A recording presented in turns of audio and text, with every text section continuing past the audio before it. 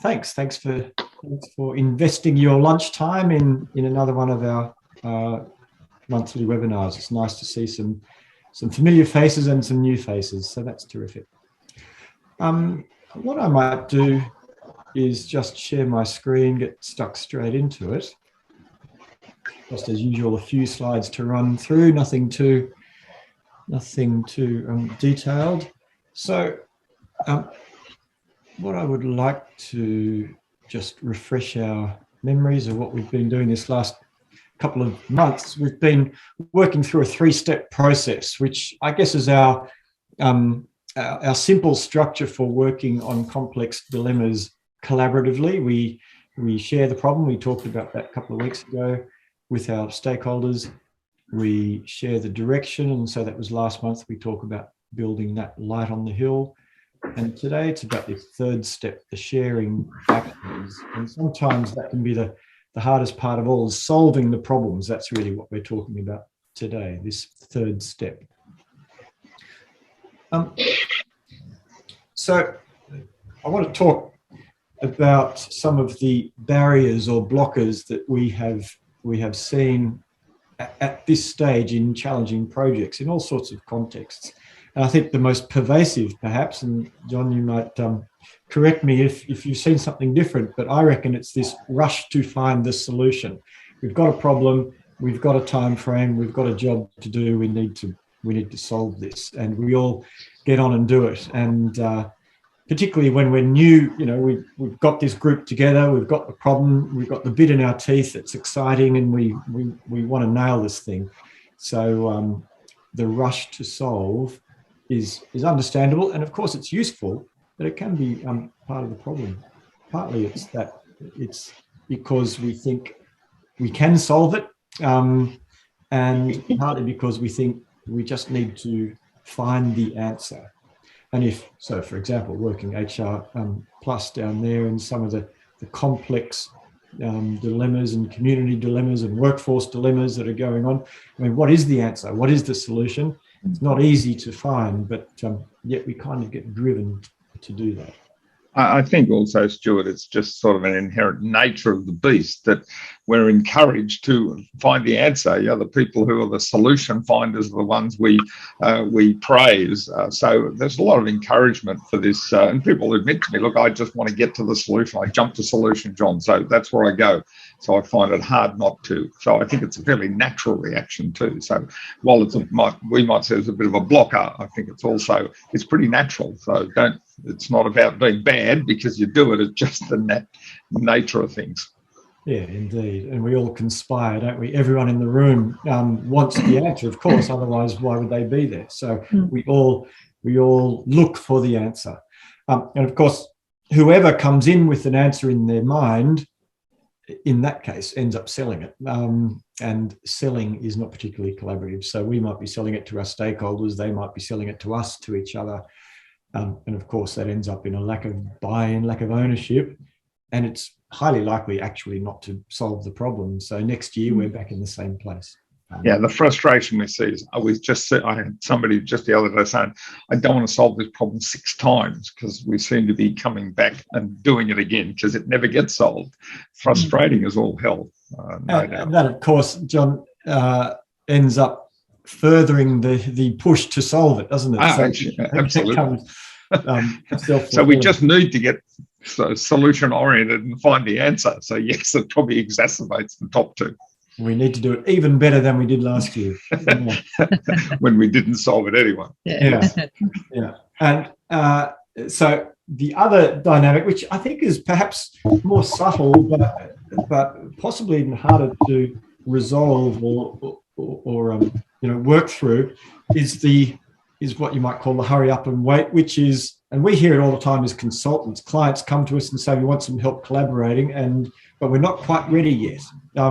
We need the new boss. When the new boss gets here, or when the new strategy, we're just working on that strategy, and as soon as that's published, we'll be able to work differently. We'll be able to collaborate.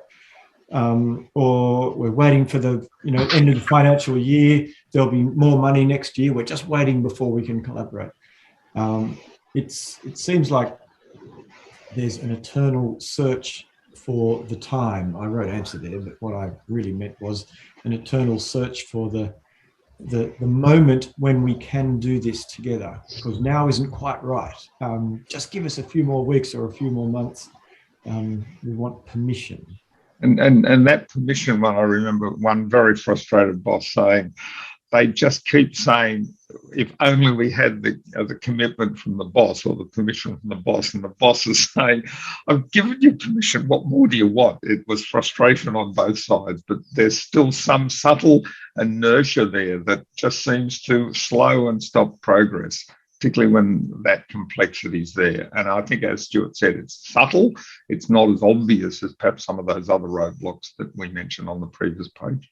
When we were talking about this the other day, John and I, we came up with it just struck me, somewhere over the rainbow is that place where collaboration is possible. So all we need to do is get there, and we'll be okay. But of course, we never get there. We never get there. We never get there. And so what does that mean? Well, it means that the right time to collaborate is now. And yeah, it's never tomorrow, it's always now. So interested in anyone's experiences. Are there other challenges when you're thinking we're in the room where we want to solve a problem, we want to work differently together? What else might get in the way? What's your collective experience? Or do these resonate? Yeah, you can drop them into chat, or you can unmute and get on. Feel free to dive in. Yeah. In my experience, sometimes people are wanting you to come up with the answer. They instead of thinking how they can all contribute, they want you to have the solution, and they're sort of disappointed when you don't have the solution for them. But these are problems, like you say, they're very difficult problems. They don't require just one party to come up with the solution, because that may not be possible. Yes. So it requires everyone to contribute. And Fran, what's the temptation when everyone in the system, in the room, in the organisation is looking at you for the answer? What's the temptation for you then? To run? No, just kidding. Yes. No, well, to give something, but I mean, it's it needs to be a real and valuable solution, not just something to save face at the time.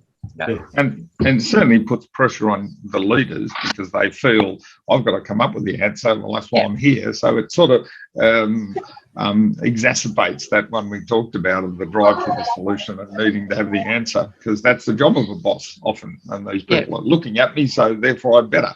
And I think it doesn't help, and it's takes quite hard to actually stop, because people react like, what do you mean you don't have the answer? You're the boss.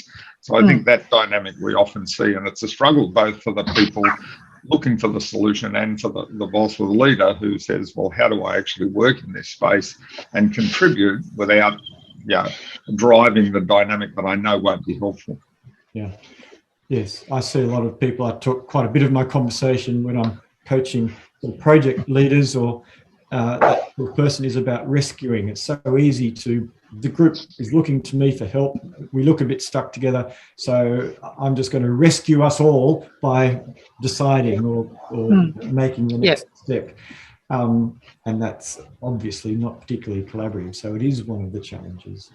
And Melissa, thanks for that in chat. The need to reframe the solution as a process involving change on behalf of everyone, rather than the solution as an endpoint. I think we'll talk a little more about that in the next couple of slides. Absolutely. How do you turn this into a process that does have it as part of the process rather than that endpoint, which is the driver often. Indeed. So let's just move on then. So back to basics for working on complex problems together. There are many ways to solve problems, aren't there? There are many paths, some of which will get us there, some of which may not, but many places to get started, many ways to get started. And this, I think, is the antidote to some of those problems. It's the recognition of that, and as Melissa just commented, it's the recognition that it's a process of getting there that's important. So yes, I think. And just a reminder that the important thing is the direction point that we talked about previously. That light on the hill somewhere, it's not about the solution, but something that can help guide what you're doing. So that end point, or not the end point, but the direction, that light on the hill, having something to aim for, is useful for testing then what we're going to try in those many paths. As I saw someone describe it the other day, it's a direction, not a destination. We need the direction, we're going there, wherever there is, but that's where we're all headed. And we're going to try stuff to get there. So I think in both those contexts where we're struggling to solve the problem, or we're looking for the answer, with that charge to have the answer, or that subtle somewhere over the rainbow, we can't get there yet because things aren't perfect. I think this idea is really the new idea that that excites us about solving problems together. It's the little stuff, not looking for the answer so much as things we can try. Small that move us towards whatever that answer might be. Yeah, that's right. And I mean, if we spend our time not moving because we're looking for permission, then let's think about doing smaller things that don't need so much permission. Let's try some things that we can try this week. Or if we're stuck because we're looking for the answer to this intractable problem, and what the hell's the answer going to be? Let's get moving on some small stuff and get unstuck. And this is the thing that brings our collaborators, gives us energy and momentum and gets over the inertia together. And if you've got all those people in the room all have the answer, rather than fighting over which is the right answer, I always say this all the time, my suggestion is you actually accept that they're all possible answers, and it's that parallel action. So it's an and, it's not an or. And I often see the search for the right answer, and that's part of one of those barriers. If only we had the right answer. Well, no, let's just say we've got 12 right answers and let's pick 3, give them a try, small, quick, doable. Let's test them out. And are they taking us in the direction? Yes. And that's that process that Melissa talked about. It's recognizing that, okay, these steps are telling us, and they might say, well, that didn't work. Okay, you try something else. And that's that safe to fail piece about it's okay that we haven't got there, but we've learned something that can then help us decide what else to try.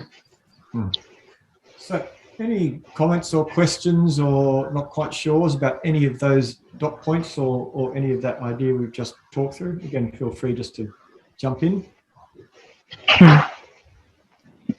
Anything you'd like to add or ask about that?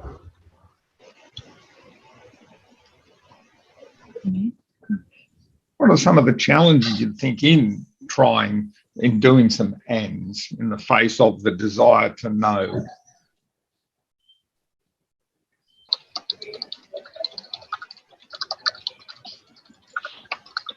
Can you hear me okay?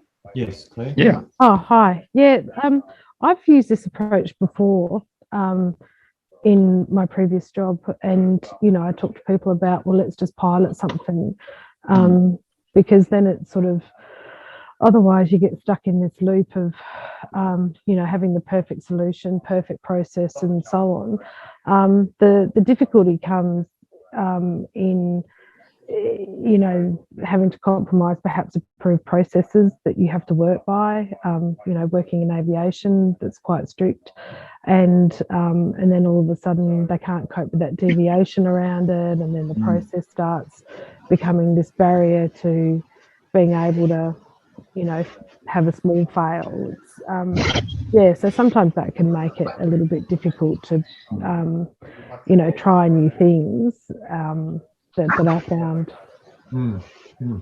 Did you find, Claire, anything that helped, or was it, well, that just doesn't? Getting key stakeholders involved, chief engineers involved, and if you know what the process is meant to be, where you may deviate from it, and then understand and then get the buy-in and then kind of work through that. That took a little bit of work. So you're perhaps not working in as agile a way as what this is suggesting, but it does allow people to do smaller things or, do something outside the norm. So, yeah. And once again, communication underpins it, giving feedback, people being aware of what's actually going on. I mean, that's all pretty stock standard, really, when you're working collaboratively. But that's good. The other thing I want to pick up on in what you said was the use of the word pilot, and that is one of the important points to consider. Is in talking about a pilot, are we risking? I'm not suggesting you were, but this is a common trap. Are we risking just having an answer by another name? Because what we're really looking for here is not so much the idea that we can pilot, so much as a range of little things that we can test, perhaps in order to inform ultimately the choice of a pilot or a couple of pilots. So remember, John talked about the parallel. What we're doing here, the bottom dot point, is we're not necessarily trying to solve the problem, although of course that's the big context, and we are.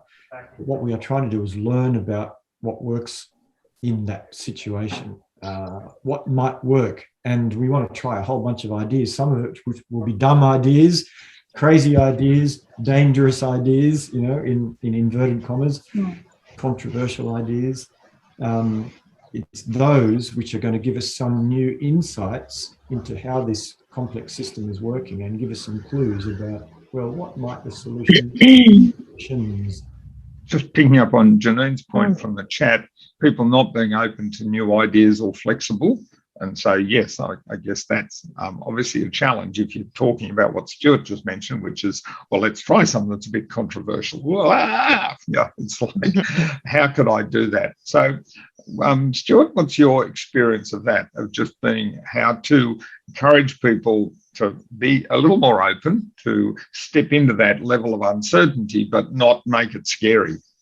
Yeah. Well, I don't know if I've got the answer to that, but I think what is helpful is, this is the third step of 3. What is helpful is that early first step about getting everyone to understand something about the complexity and the challenge of the problem here. Because we all might come in with a sense that the one big idea that they did over there or that I've done previously is going to fix this. But the more time I think we spend prior to solving the problem on understanding its complexity, I think that allows people to let go and understand that we're probably going to have to try some new stuff around here, because obviously that isn't going to work, or it's not working. So if people have their fingerprints, Stuart, on the dilemma, like I've been heard a bit, it might make it easier to being a little more open to new ideas or trying something different, because they allows them to perhaps to step out a little out of status quo and feel a little more comfortable that, okay, there might be some opportunity here. Yeah. Interesting point. Yeah, I reckon. So we talk about these little ideas as mice. Let the mice run all over your project, and maybe 1 or 2 of those mice will make it to the other side. You're not sure at the outset which mouse is going to be the winner, but the more mice you're letting run, and learning, watching where they go, and pulling them back when they're no longer useful. That's kind of the model that I carry in my head, and it's different to traditional problem solving.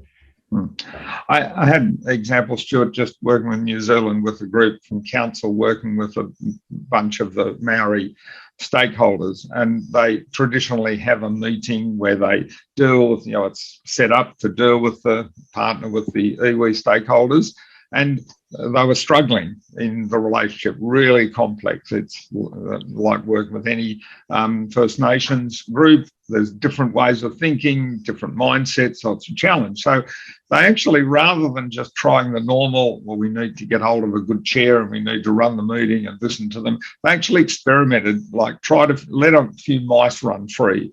They said to the group, okay, who do we know amongst the UB? Why don't we have some individual chats? That was one experiment.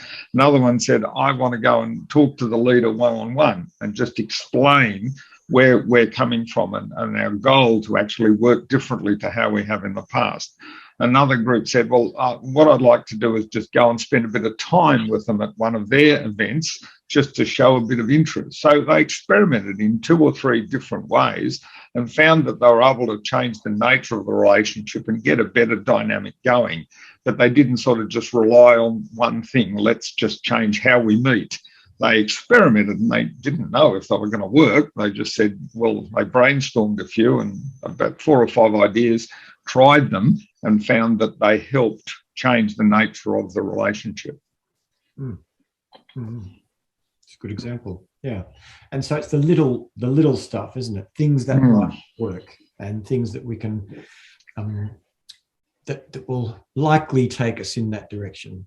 Didn't you have one example, Stuart, on some group where you were trying to work better between groups? Yes, it was an internal example. This is just one that I was thinking of the other day, which has always struck me as a really nice example of exactly this.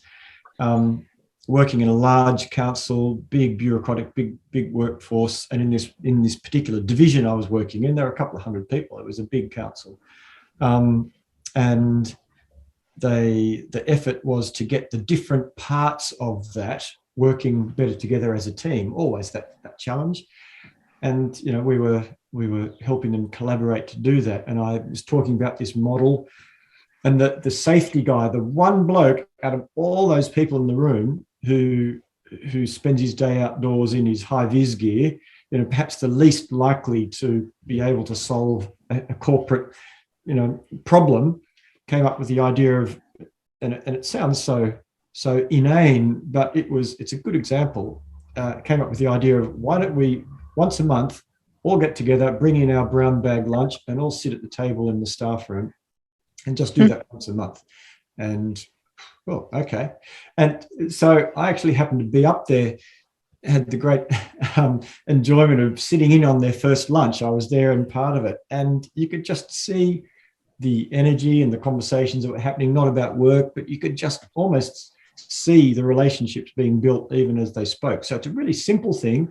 They really didn't need anyone's permission. It was an idea and they tried it and they kept doing it because it seemed to be working. Does it solve the problem? No. Is it likely to help? Yes. And what can we learn from that allows us to do more problem solving around our relationship issues? Well, clearly conversations are important. Mixing us up is important. All of those things allow more mice to be released. And the fact that it was the least likely person in the room is another good reason we collaborate, because you never know where those little mice ideas come from. Yeah.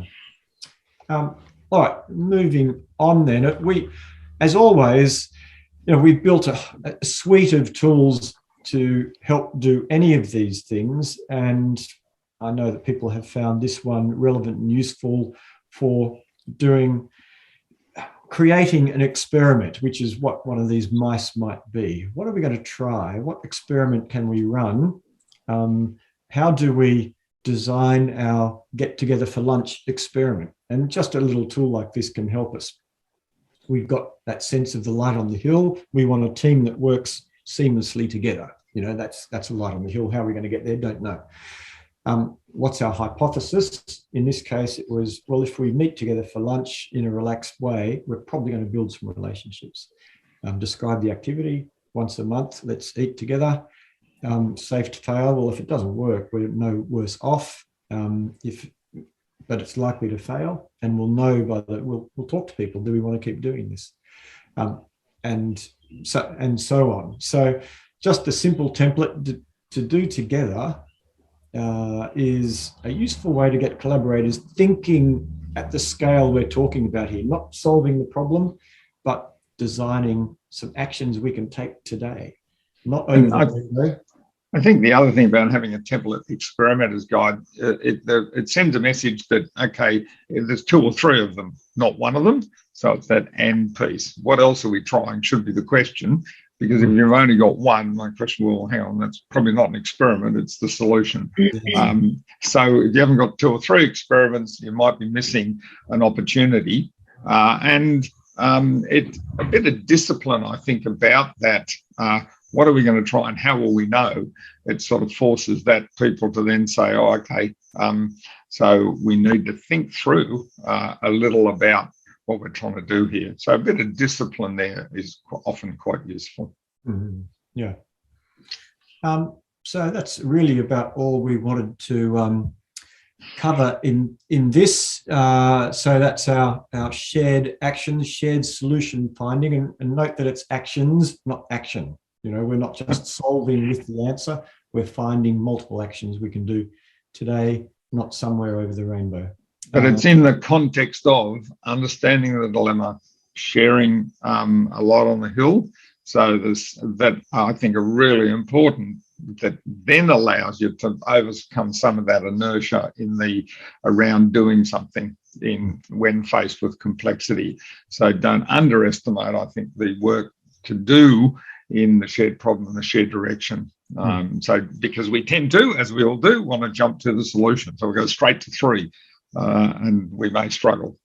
Yeah, indeed. Just a reminder, our next webinar in a month will be on how we do this in a way that gets everyone's hands on it, fingerprints on it.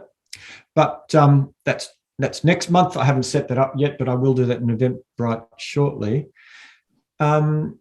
Meanwhile, we're happy to stay on and have a discussion. Any questions, any comments, any thoughts to add to that?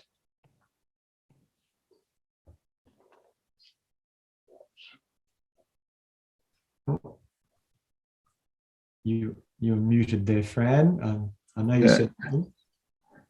Lynn's got to run. Yeah, I haven't got any additional comments. Thank you. Cheers. Pleasure. Good. Thanks. Thanks, Melissa. Thanks, Andy. Yep. Thanks, everybody. See you next time. Cheers, Claire. Thank you.